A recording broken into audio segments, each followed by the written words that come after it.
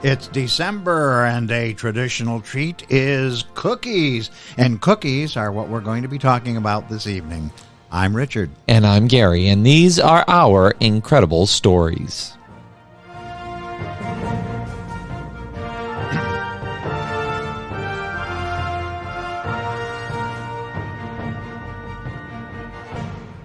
Hello, and welcome back to all of our visitors and listeners from around the world and across the United States. We're so happy to have you back with us for some more incredible stories.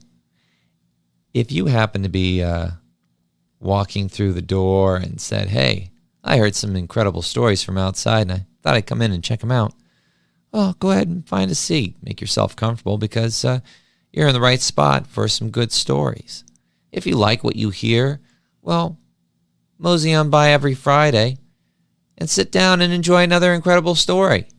And to make it easy on you, all you have to do is just hit that subscribe. So then you'll be notified the moment we are ready to go with a new story. That way you're never late and you'll never miss one. So make it easy on yourself. Go ahead, hit that subscribe button. Or if you want to, hit like. That being said, let's go on into our new story. Oh, my taste buds are watering, Gary, because at the end of this, I'd like you to do a taste test and tell our listeners exactly what this cookie tastes like. A great way to start off the holiday season, right? Eating a delicious cookie.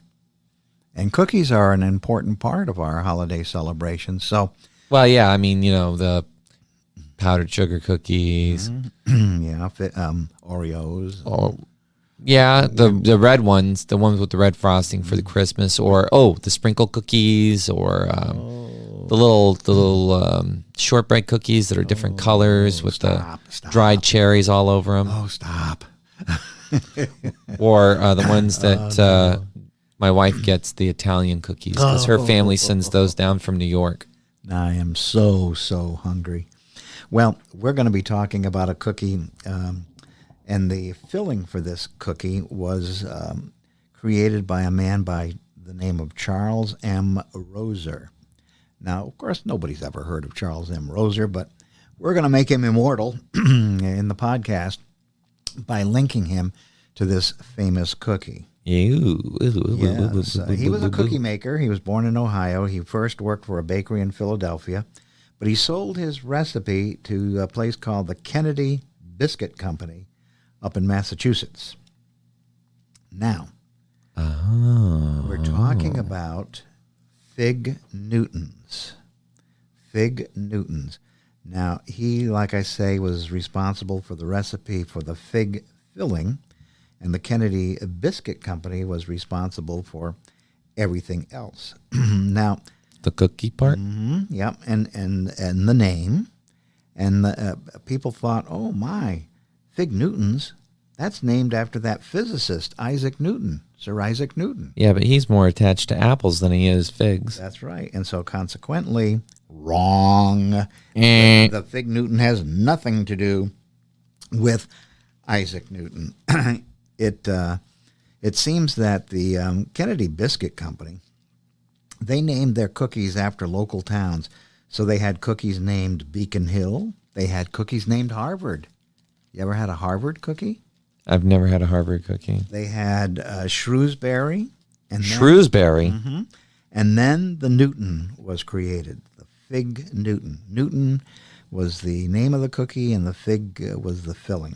So Roser probably based his recipe on fig rolls, which up until then was a locally and homemade cookie brought to the United States by British immigrants. Oh. The cookie, Gary, is actually made of a crumbly pastry with a jammy scoop of fig in the middle. Is this the fig rolls? Yeah. Now, Nabisco's recipes are obviously a secret, but modern copies suggest that you start with dried mission figs. You add some applesauce, and then some orange juice and a little orange zest as you process the fruit. Sounds about right. Yeah, so that's how you make a Fig Newton, right? The filling, at least. The filling, yeah. Because the outside definitely doesn't have any orange in it. So let's talk about the rest of the cookie. The manufacture of Fig Newtons was made possible by the creation of a Florida inventor, and his name was James Henry Mitchell, and he revolutionized the packaged cookie business by building some kind of apparatus that could make a hollow cookie crust and fill it with the fruit preserves. Oh, how about that? Can you imagine? I mean, here's a guy sitting in his living room or wherever and saying, I wonder if I could invent a machine that would create a hollow in the cookie crust so I could put filling in it. How many people do that? Well, I'm sure there's a need for that because, I mean, it's like jelly-filled donuts. Somebody had to think of that idea, like, how am I going to get the jelly in the donut? Because if I bake it, it's going to get all crusty. We want to have delicious filling that's not, baked. So his machine, Gary, worked like a funnel within a funnel. The inside funnel supplied the jam, and the outside funnel pumped out the dough. And this produced an endless length of filled cookie, which could then be cut into the smaller pieces. Wow. So he also developed a dough sheeting machine, another that made sugar wafers, and others that helped speed cake production. And all of these went into the production by the precursors of Nabisco. At the end of the 19th century, which is the end of the 1800s, bakeries began to merge in order to mass produce cookies because the middle class market was just exploding. Oh, yeah. So in 1889, William Moore of New York bought out 8 bakeries, and he started the New York Biscuit Company, which included Kennedy Biscuit, wow, original folks who did the Fig Newton. Oh, wow. And in 1890, the Chicago-based Adolphus Green began the American Biscuit Company, and he merged 40 Midwestern bakeries. So it was a match made in heaven. Moore and Green merged in 1898. So these two cookie companies merged together 2 years before the turn of the century, and they called their new company the National Biscuit Company, or Nabisco. NBC. And among the purchases were the machines of Mitchell and Roser's cookie recipe. Mitchell's machine for sugar wafers was also purchased, and Nabisco started mass producing sugar wafers in 1901. Isn't that like the Nella wafers? And guess what? I like Nella wafers. Both Mitchell and Roser, they became quite wealthy in the process. I bet they did. So we prematurely referred to NBC, or the National Biscuit Company, as Nabisco. Let's go back a moment to 1898. NBC had 114 bakeries, Gary. 114 bakeries. And they were worth $55 million, and they built an enormous bakery in downtown New York, what is today the Chelsea Market. And they continued to expand it. Now, that chief architect of the project, he was Adolphus Green, and he insisted on standard recipes for NBC's products, and they continued to make 2 wildly successful products that the little bakery companies had made. Fig Newtons. They added the fig to the name when the cookie received good reviews. And the other thing that they did, that you're familiar with, premium saltines. Oh, yeah, I like saltines. Saltine crackers are delicious. So anyways, in 1903, NBC introduced Barnum's Animal Crackers. Oh, I like those too. And we still can get Barnum's Animal Crackers today. And they're still in that famous decorative box, remember? Oh, yeah, the little cages. Circus cage filled with animals, remember that? Yep. Oh, we still have those today.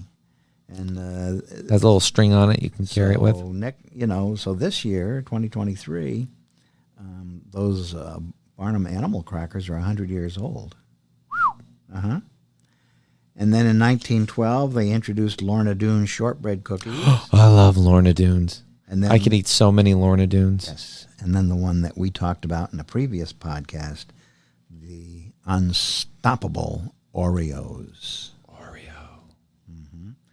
Now, listen to this, Gary. Nabisco began replacing the fig jam with raspberries and strawberries and blueberries and apple cinnamon flavor by the 1980s. But in 2012, They once again dropped the fig from the name because they wanted to change the core of the brand to fruit. It's going to be hard for us to advance the Newton's brand with the baggage of the fig, they said. So I don't know. I disagree, I think, with that. I think this is a classic cookie. It should have retained the name Fig Newton. Let the others be the Newton. Well, here's the thing that nobody can get rid of. Everybody calls them Fig Newtons. Nobody calls them Newtons. Yeah. And even when you see them on the shelf, somebody's going to say, hey, look, there's Fig Newtons. Yeah. And you double check, though, to make sure that the filling is the fig filling because, like I say, they have these other fillings now. Yeah, strawberry and all the other ones, which I don't think I've ever had those. I've only eaten the Fig Newtons. Now, the one that you picked up is a healthy brand of Fig Newton where it's the multi-grain cookie with the fig filling. Okay, ladies and gentlemen, Gary. And I'm going to eat one of them Gary now. has a Fig Newton in his mouth. He's now chewing on it, and he's going to describe the taste sensation that results from eating a Fig Newton. It tastes like a fig. It tastes... It's a little bland and sweet, but not overly sweet.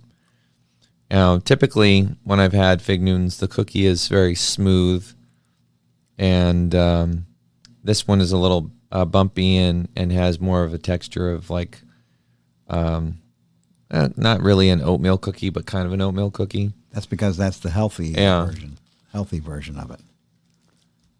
The one thing that I always remember, and even eating this, it sticks out to me is inside of the jelly, the fig jelly, are the little tiny round seeds that when you bite into them, they pop and crunch. Sometimes get stuck in your teeth. And then later you find it and it pops out. So, how did these cookies survive 100 years and be so popular? I don't know. I think it is grandmas. Grandmas. Yeah. Older women, elderly women. They buy them all the time. They have them with tea or coffee. Because I know the only time I ever ate Fig Newtons is whenever I went over to my grandparents, whether it was Grandma and Grandpa Lewis or Grandma and Grandpa Lester. They would always be in the cabinet, and they would always be available as a snack. And they're a pretty healthy cookie. They are. Especially the version you just ate. Now, is Fig Newtons my go-to cookie? No. No. But will I eat it? Yes. Do I enjoy eating them? Sure. I think they're an enjoyable cookie to eat. But again, it's one of those things that you have with, like I said, tea or coffee. It's just one of those kind of cookies. Yeah. So there are probably a lot of you folks that might have a get-together where there's going to be tea or coffee, and so we're recommending trying Fig Newtons out as a little snack that goes along with the beverage. Next time you get together with your Book of the Month club, but have some Fig Newtons. And or, an upcoming holiday celebration. Is there another cookie you'd like to recommend before we say goodnight to our audience? Lorna Doones. Lorna Doones. They're a great shortbread cookie and very buttery. You can taste the butter in the cookie, but they're just delicious. And I'll eat an entire thing of Lorna Doones by myself with a glass of milk, a tall glass of cold milk, and I like to dip the Lorna Doones in there, or I'll just eat them and crunch them. 'Cause I like the crunchiness of them, but sometimes dipping it's not. That's just as good too. But I love Lorna Doones. Lorna Doones are fantastic. You have it, folks, from the cookie gourmet, Mr. Gary. But I also like just a good chewy chocolate chip cookie. Yeah. Those are good. All right. Well, we've given you folks some ideas for the holidays and some snacks that I think will bring a little satisfaction and joy to your occasions, whatever they may be. So on that note, I'm going to say have a wonderful rest of the month. And I'm Richard. And I'm Gary. And we just talked about cookies. Fig Newtons.